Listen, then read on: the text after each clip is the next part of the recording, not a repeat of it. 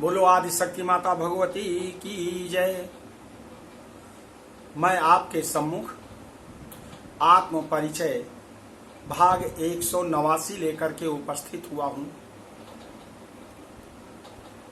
अश्वनी कुमारों को सोमरस पान करने का अधिकारी बना देते हैं। महर्षि च्यवन इंद्र बहुत क्रोधित होते हैं, लेकिन महर्षि च्यवन के प्रभाव से, उनके डर से भयभीत होकर के देवराज इंद्र शांत हो जाते हैं, क्योंकि माता भगवती के उपासक महर्षि च्यवन हैं। माता भगवती के भक्त को कोई नकार नहीं सकता है। इसलिए आदि शक्ति माता भगवती की कथा का श्रवण करके व्यक्ति को अपना कल्याण करना चाहिए। शंख ध्वनि।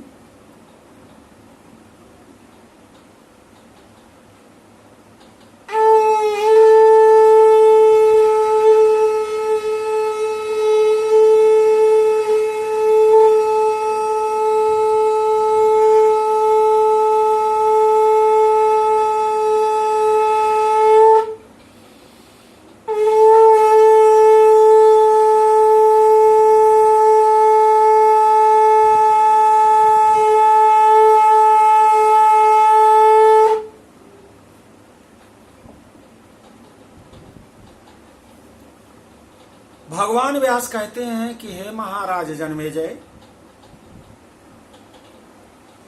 च्यवन मुनि के द्वारा अश्वनी कुमारों को सोमपान का अधिकारी बना दिया गया। इंद्र अत्यंत कुपित हो गए। अपना पराक्रम दिखाते हुए मुनि से कहते हैं, हे ब्राह्मण, आप इस प्रकार की अनुचित मर्यादा स्थापित मत कीजिए, अन्यथा मेरा विरोध करने वाले आप मुनि भी दूसरे विश्व रूप की भांति वध कर दिए जाएंगे। महर्षि च्यवन बोलते हैं, आए इंद्र, जिन महात्मा सुनी कुमारों ने रूप संपदा के तेज के द्वारा मुझे दूसरे देवता की भांति बना दिया है, उनका अपमान मत तू कर। हे देवेंद्र, आपके अतिरिक्त अन्य देवता सोमभाग क्यों पाते हैं? परम तपस्वी इन अश्वनी कुमारों को भी आप देवता समझें। इंद्र कहते हैं, ये दोनों चिकित्सक किसी प्रकार भी यज्ञ में सोमभाग पाने के अधिकारी नहीं हैं। यदि आप इन्हें सोमरस देंगे तो मैं अभी आपका सिर काट दूंगा। व्यास जी कहते हैं, राजन जन्मेजय, इंद्र की उस बात की उपेक्षा करके उनकी बहुत निंदा करते हुए च्यवन मुनि ने अश्वनी कुमारों को यज्ञ भाग प्रदान कर दिया। जब उन दोनों ने पीने की इच्छा से सोमपात्र ग्रहण किया, तब शत्रु सेना का भेदन करने वाले इंद्र ने मुनि से यह वचन कहा, यदि आप इन्हें सोमरस दे रहे हैं तो मैं स्वयं आपके ऊपर वज्र उसी प्रकार प्रहार करूंगा जैसे मैंने विश्वरूप को वज्र से मार डाला। इंद्र के ऐसा कहने पर गर्वित च्यवन मुनि अत्यंत कुपित हो उठे और उन्होंने विधि पूर्वक अश्वनी कुमारों को सोमरस दे दिया। इस पर इंद्र ने भी क्रोध करके करोड़ों सूर्यों की भांति प्रभाव वाला अपना आयुध वज्र सभी देवताओं के सामने ही च्यवन मुनि पर चला दिया। अमित तेज वाले इंद्र के चलाए गए वज्र को देखकर च्यवन मुनि अपने तपोबल की शक्ति से उसे स्तंभित कर दिया। इसके बाद महाबाहु मुनियों में श्रेष्ठ च्यवन मुनि कृत्या राक्षसी के द्वारा इंद्र को मरवा डालने के लिए उद्यत हो गए और पकाए गए हव्य से मंत्र सहित अग्नि में आहुति देने लगे। उन च्यवन के तपोबल से वहां पर कृत्या उत्पन्न हो गई। अत्यंत बलशाली तथा क्रूर पुरुष के रूप में वह आविर्भूत हुई। उस पुरुष का शरीर महान दैत्य के समान बहुत विशाल था। उसका नाम मद था। वह अत्यंत उग्र तथा संसार के प्राणियों के लिए बहुत भय उत्पन्न करने वाली थी। वह शरीर से पर्वत के आकार की थी। उसके दांत तीक्ष्ण थे। वह बड़ा ही भयावह लग रही थी। उसके 4 दांत तो 100 योजन लंबे थे और इसके अन्य दांत 10 योजन के विस्तार वाले थे। देखने में क्रूर लगने वाली उसकी दोनों भुजाएं पर्वत के समान दूर तक फैली हुई थी। अत्यंत क्रूर तथा भयानक लगने वाली उसकी जिह्वा आकाश और पाताल को चाट रही थी। उसकी अत्यंत डरावनी तथा कठोर गर्दन पर्वत की चोटी के समान थी। उसके नाखून बाघ के नाखून के सदृश थे। उसके केश तो अत्यंत भयंकर थे। उसका शरीर काजल की आभा वाला था तथा मुख भयानक था। उसके अत्यंत भीषण तथा भयावह दोनों नेत्र दावानल के समान लग रहे थे। उसका एक ओंठ पृथ्वी पर, दूसरा ओंठ आकाश तक गया हुआ था। इस प्रकार का विशाल शरीर वाला मद नामक दानव उत्पन्न हो गया। उसे देखते ही सभी देवता शीघ्र ही भयभीत हो गए, भागने लगे और देवताओं के मन से अपनी रक्षा के विषय में विचार आने लगा और युद्ध का भाव निकल गया।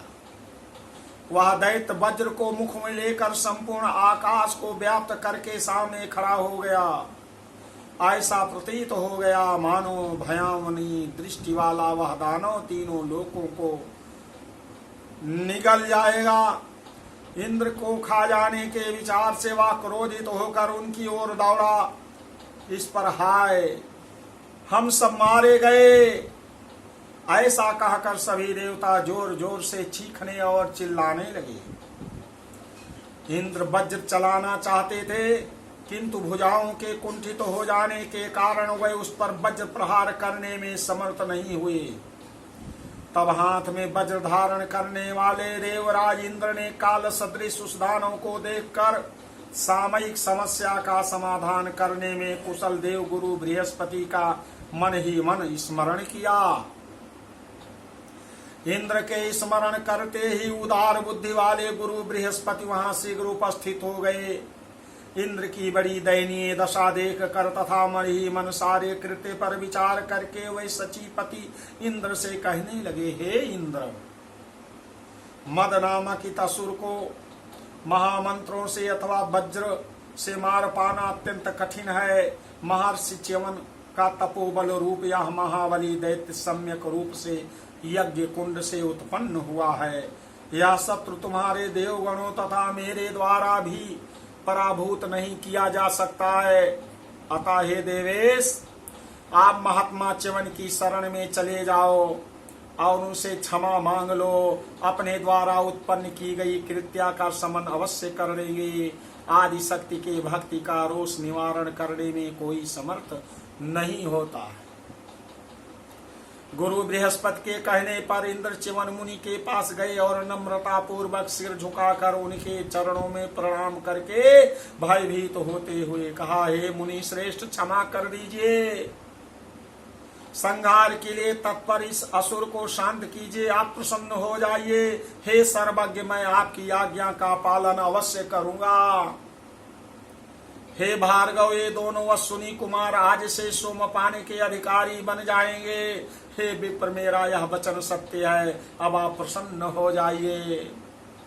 हे तपोधन, अश्विनी कुमारों को सोमपान का अधिकारी बनाने का आपका उद्यम व्यर्थ नहीं हुआ है, यह उचित ही है।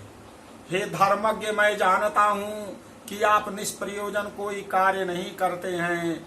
आपने इन अश्विनी कुमारों को सोमपान का अधिकारी बना दिया है, अतः अब ये यज्ञ में सदा सोमरस का पान कर सकेंगे। साथ ही राजा शर्याति का महान यश भी संसार में स्थापित हो जाएगा। हे मुनि श्रेष्ठ, मैंने यह जो कार्य किया है उसे आपके पराक्रम को प्रकट करने के उद्देश्य से ही किया है, ऐसा आप समझिए। हे ब्राह्मण, आप मेरे ऊपर कृपा कीजिए। आपने जो इस कृत्या को प्रकट किया है और उसके द्वारा इस मद नामक दैत्य को तिरोहित कर दीजिए। इस मद नामक दैत्य को तिरोहित कर दीजिए, इसे रोक दीजिए। ऐसा करके सभी देवताओं का पुनः कल्याण कीजिए। महर्षि, इंद्र के इस प्रकार प्रार्थना करने पर परमार्थ तत्व के ज्ञाता महर्षि च्यवन विरोध के कारण उत्पन्न अपने क्रोध को दबा लिया और तत्पश्चात उद्विग्न चित्त वाले देवराज इंद्र को सांत्वना देकर भृगुवंशी महर्षि च्यवन ने स्त्री, मदिरा पान, द्यूत और आखेट इन सब में मद को स्थापित कर दिया। उस मद नामक असुर को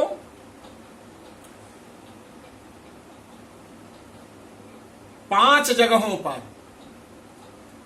स्त्री, मदिरापान, द्यूत और आखेट और हिंसा, सब में मद को कहा तो वहीं चले जाओ, वहीं रहो, स्थापित कर दिया।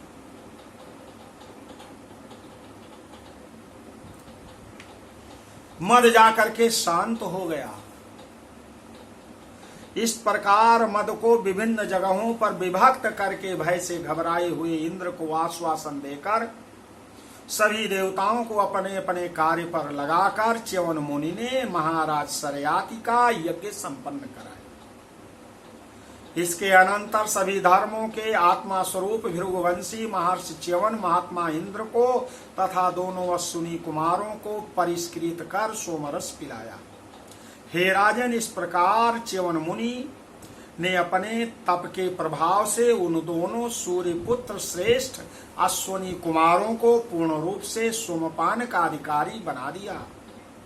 उसी समय यज्ञ स्तंभ से सुशोभित वह सरोवर भी विख्यात हो गया तथा मुनि के आश्रम की प्रसिद्धि सम्यक रूप से पृथ्वी पर सर्वत्र व्याप्त हो गई। उस कर्म से राजा शर्याति भी संतुष्ट हो गए और यज्ञ संपन्न करके मंत्रियों के साथ नगर को चले गए। इसके बाद धर्मज्ञ तथा प्रतापी मनुपुत्र महाराज शर्याति राज्य करने लगे। उनके पुत्र आनर्त हुए और आनर्त से रेवत उत्पन्न हुए। शत्रुओं का दमन करने वाले वे रेवत समुद्र के मध्य कुशस्थली नामक नगरी स्थापित करके वहीं पर रहकर आनर्त आदि देशों पर शासन करने लगे। उनके 100 पुत्र हुए, उनमें ककुदमी सबसे ज्येष्ठ तथा उत्तम था। उनकी रेवती नाम की एक पुत्री भी थी जो परम सुंदर तथा शुभ लक्षणों से युक्त थी। जब वह कन्या विवाह के योग्य हो गई तब महाराज रेवत उत्तम कुल में उत्पन्न राजकुमारों के विषय में सोचने लगे। उस समय वह बलशाली नरेश रैवत नामक पर्वत पर रहते हुए आनर्त आदि देशों पर राज्य कर रहे थे। वह मन ही मन सोचने लगे, मैं यह कन्या किसे प्रदान करूं। अतः सर्वज्ञ तथा देव पूजित ब्रह्मा जी के पास जाकर उनसे पूछूं, ऐसा विचार किया। महाराज रेवत अपनी पुत्री रेवती को साथ लेकर पितामह ब्रह्मा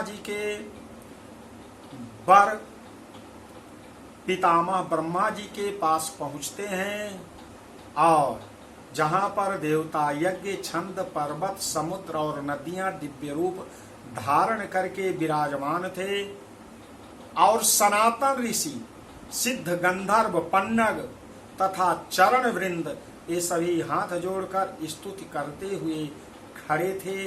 वहां ब्रह्मा जी के पास महाराज रेवत अपनी पुत्री को लेकर के उपस्थित।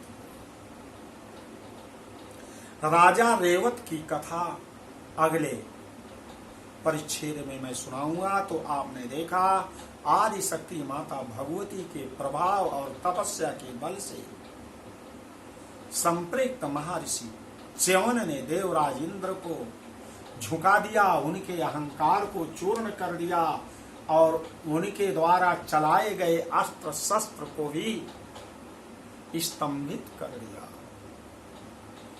तो देवियों सज्जनों, आप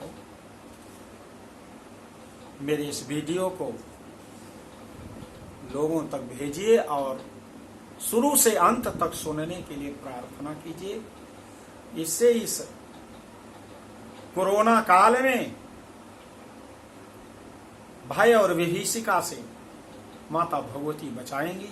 बोलो आदि शक्ति माता भगवती की जय।